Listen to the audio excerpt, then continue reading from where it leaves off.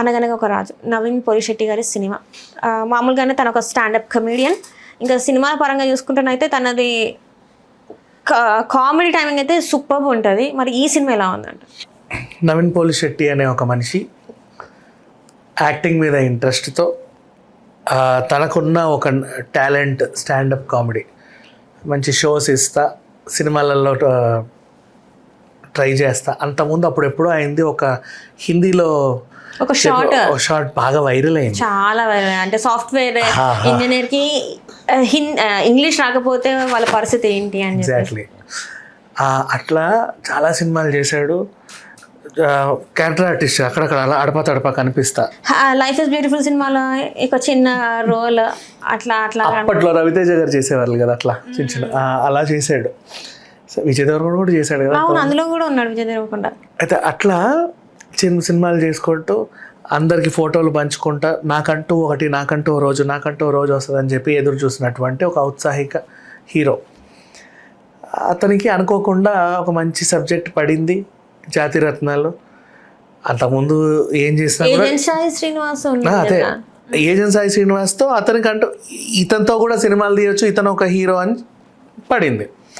జాతిరత్నాలు అనే సినిమా ఎక్కడికో తీసుకెళ్ళింది.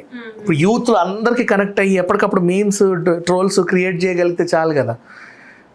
ఇప్పుడు ఆ డైలాగు నాతోనే ప్రాబ్లం అయిపోతే చెప్పు నేను వెళ్ళిపోతా, అది అందరూ వాడారు.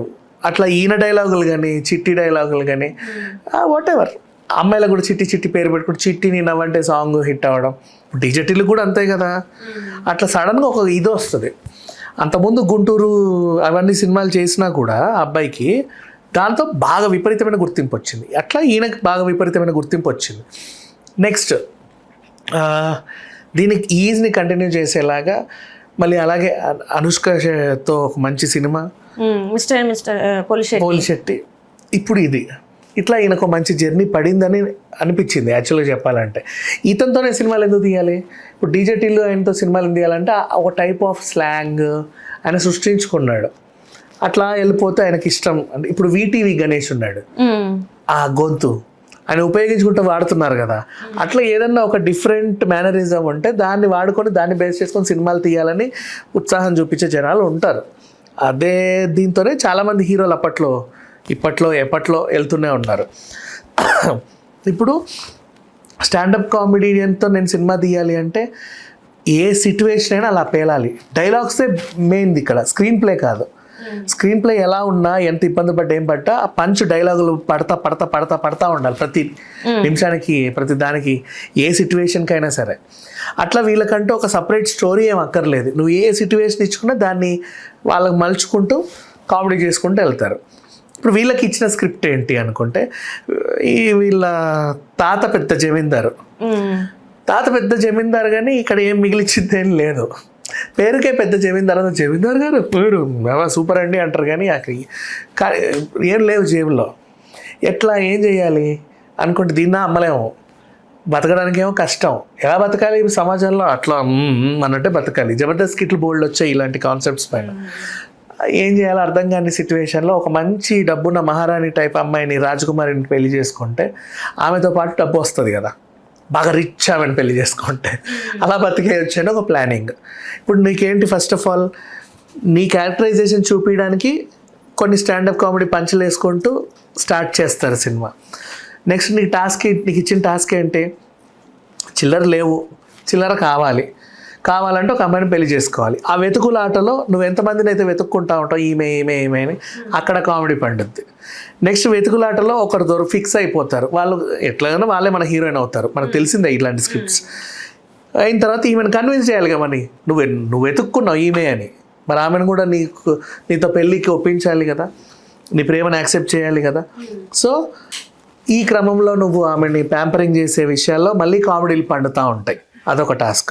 సరే, మొత్తానికి పెళ్ళయింది. తర్వాత ఏంటి సిచ్యువేషన్, ఎలా లీడ్ అయింది, అసలు మీరు నిజంగా సుఖంగా ఉన్నారా లేదా, నీకు ధనదాహం కోసమే పెళ్లి చేసుకున్నావు, చివరికి మారావా లేదా, ఇట్లా నీకు బోల్డ్ అని సిచ్యువేషన్స్ ఎంచుకొని వీళ్ళ ట్రావెలింగ్ అనేది స్టార్ట్ అయింది సినిమా ఫస్ట్ నుంచి ఎండ్ వరకు. ఇట్లాంటి సినిమా స్టాండప్ కమెడీని పెట్టి తీసినంత మాత్రాన ఆయన మీదే నెట్టాల్సిన అవసరం లేదు. డైరెక్టర్ కూడా కొంచెం దాన్ని చెక్కితే ఓ పరిపూర్ణత వస్తుంది. అలా డైరెక్టర్ కూడా తన పనితనాన్ని పూర్తిగా చూపించాడు. ఎక్కడ ఎమోషన్స్ పండాలి, ఎక్కడ మెసేజ్ ఇవ్వాలి, ఎలా ఎండ్ చేయాలి, ఎలా కొత్తగా ఉండాలనే విషయంలో కసరత్తులు కూడా చేశారు. అలా ఈ సినిమా పూర్తిగా గట్టెక్కింది. మంచి మంచి కమెడియన్లను పెట్టుకోవడం, ఈయన కూడా స్వతహా స్టాండప్ కమెడియన్ కాబట్టి ఆయన శైలి, అండ్ పైగా గత సినిమాల హిట్ కాబట్టి ఆ భారాన్ని మొయ్యాలి, నెక్స్ట్ సినిమాని ఇంకా పైన పెట్టాలన్న ఒక బరువైన బాధ్యత ఉంటుంది, దాన్ని నెరవేర్చాలి. వీటన్నిటిలోనూ వీళ్ళు సక్సెస్ అయ్యారనే చెప్పుకోవాలి. ఇంకా చెప్పాలి అంటే నటీనటుల పర్ఫార్మెన్స్ అందరూ కూడా మంచి టాలెంటెడ్ నటులే కాబట్టి వాళ్ళ పరిధి మేరకు చాలా బాగా నటించారు. టెక్నికల్ ఆస్పెక్ట్స్ కూడా సినిమాకి ఇంపార్టెంట్. ఎంత వీళ్ళు టాకీ పాట పూర్తి చేసి ఎడిటింగ్కి ఇచ్చినా తర్వాత వీళ్ళు కలిపేవి సినిమా నిలబెట్టే రేంజ్లో ఉండాలి. బ్యాక్గ్రౌండ్ మ్యూజిక్ బాగుంది, సాంగ్స్ చాలా బాగున్నాయి, నెక్స్ట్ ఎడిటింగ్ కూడా క్రిస్పీగా ఉంది. అండ్ ఇవన్నీ ఎంత కుదిరినా కథున్నా ఏమున్నా నీకు మంచి నిర్మాత ఉండాలి, అనుకున్నది అనుకున్నట్టు ఖర్చు పెట్టగలిగేంత ప్రతి అంటే చాలా కథను నమ్మో, నటులను నమ్మో, ఎందుకు నమ్మో, మంచి నిర్మాణ విలువలు కూడా చాలా బాగున్నాయి. నిర్మాత మంచి డబ్బులు పెట్టాడు. ఎవ్రీథింగ్ 360 degreesలో ఎక్కడ కూడా మచ్చలేని సినిమా. కాకపోతే నారీనాథ్ నర్మమురారితో కాంపిటీషన్కి వచ్చింది. వీళ్ళకి కూడా ఒక రోజు అటు ఇటు డివైడ్ చేసినా బాగుండేదేమో అనిపించింది, బట్ ఇట్స్ ఓకే. 2 సినిమాలు చాలా బాగున్నాయి, అందులో ఈ సినిమా కూడా చాలా బాగుంది. దీనికి 5 out of 5 రేటింగ్ ఇవ్వచ్చు. ఎక్కడ కూడా నెగిటివిటీ అసలు నెగిటివ్ అనేది లేదా సినిమాలో ఎక్కడ, అంటే ఈ సీన్ లేకుండే బాగుండు, అసలు ఈ డైలాగ్ ఇక్కడ వాడాల్సిన అవసరం లేకుంటే ఇంకో 4 సీన్లు యాడ్ చేస్తే బాగుండు, ఇంకా ఈ సినిమా ఇంకా సేపు ఉంటే బాగుండు అన్న ఫీలింగ్ వచ్చింది. అంటే చాలా రోజుల తర్వాత మీ దగ్గర నుంచి ఇలాంటి మాటలు నేను వింటున్నా. ఎందుకంటే చాలా వరకు చూసుకున్నట్టయితే ఈ గతంలో వచ్చిన సినిమాలు, అంటే ఈ హీరో సినిమా అనట్లే, సినిమాలు వచ్చిన తీరు చూసుకున్నట్టయితే ఏది కూడా అంత మంచి టాక్ వచ్చింది లేదు. సినిమాల రేట్లు, టికెట్ ప్రైస్ మాత్రం చాలా పెరిగిపోయి, టాక్ మాత్రం అస్సలు ఫ్యాన్స్ దగ్గర నుంచి, ముఖ్యంగా చెప్తా అంటే ఫ్యాన్స్ కూడా అదేంటి మన హీరో దగ్గర నుంచి ఇలాంటి సినిమా వచ్చింది అని చెప్పేసి వాళ్ళు బాధపడిన సినిమాలు ఉన్నాయి. సో అలాంటిది ఈసారి సంక్రాంతికి మంచి సినిమాలు వచ్చాయని అనుకోవచ్చా? పండగని స్టార్ట్ చేశాడు రవితేజ. భర్త మహాశైల విజ్ఞప్తితో భోగి మొదలైంది. మకర సంక్రాంతి రోజు చాలా హ్యాపీగా 2 సినిమాలు వచ్చాయి.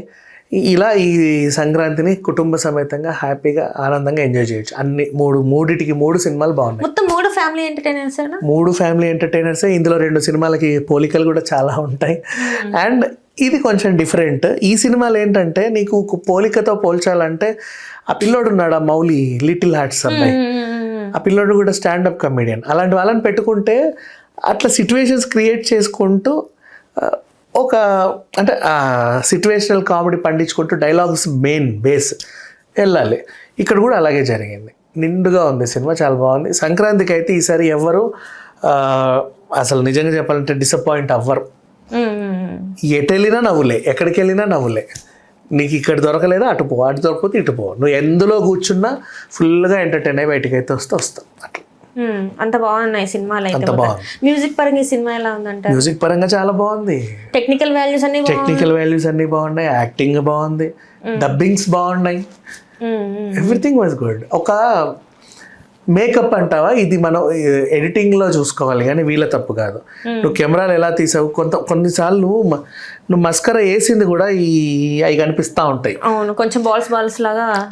నీ ఐ షాడోలో నువ్వు వేసే షేడ్స్ కూడా కనిపిస్తాయి, నువ్వు వేసే క్లోజ్కి. లిప్స్టిక్లో కూడా నువ్వు ఇప్పుడే రుద్దావని తెలుస్తా, డ్రై అయిపోతుంటది, కొన్నిసార్లు ప్యాచెస్ వస్తూ ఉంటాయి, కొన్నిసార్లు మేకప్ ఇక్కడ ప్యాచ్లు వస్తూ ఉంటాయి. అంత ఇది చేద్దాం పోనీ అక్కడ ఏమన్నా అయినా నీ వాళ్ళ టెక్నాలజీ బాగా డెవలప్ అయింది కదమ్మా. ఇవన్నీ ఏమన్నా మళ్ళీ ఎడిటింగ్లో కరెక్షన్స్ చెయ్యాలి, అక్కడ కరెక్షన్ మళ్ళీ డిఐ కలరింగ్లో ఉన్న కరెక్షన్స్ చేసుకోవాలి. ఇవి లేకుండా అంటే మరి దగ్గర క్లోజ్అప్ వేసినప్పుడు ఆ మేకప్ నువ్వు వేసినట్టు మేకప్ తెలుస్తుంటే ఇబ్బంది అనిపిస్తుంది. బట్ ఈవెన్ దో ఈ సినిమాకి కన్విన్స్ అవ్వచ్చు, ఎందుకంటే మహారాజే కదా, నువ్వు మేకప్ వేసుకోవడం తప్పే ఉంది.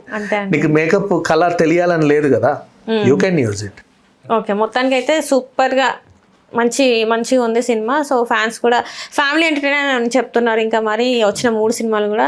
సో ఈ సంక్రాంతికి బాక్స్ ఆఫీస్ వద్ద మరి ఏది ఫస్ట్ ప్లేస్లో ఉంటుందా? ఏం లేదు మా, థియేటర్కి వెళ్ళిపోండి బ్లైండ్గా, అంతే అంటారు. ఎక్కడ ఖాళీగా ఉంటే అక్కడికి వెళ్ళి కూర్చోండి, అన్ని బాగుంటాయి అంతే. సో మరి కలెక్షన్ల పరంగా ఏ సినిమా ఉంటుందో కూడా చూడాలి కదా. కలెక్షన్స్ వస్తాయి. ఈ సినిమాలకు లాంగ్ రన్ ఎక్కువ ఉంటుంది, ఇలాంటి వాటికి చూస్తానే ఉంటాం, ఎప్పుడైనా చూస్తానే ఉంటాం.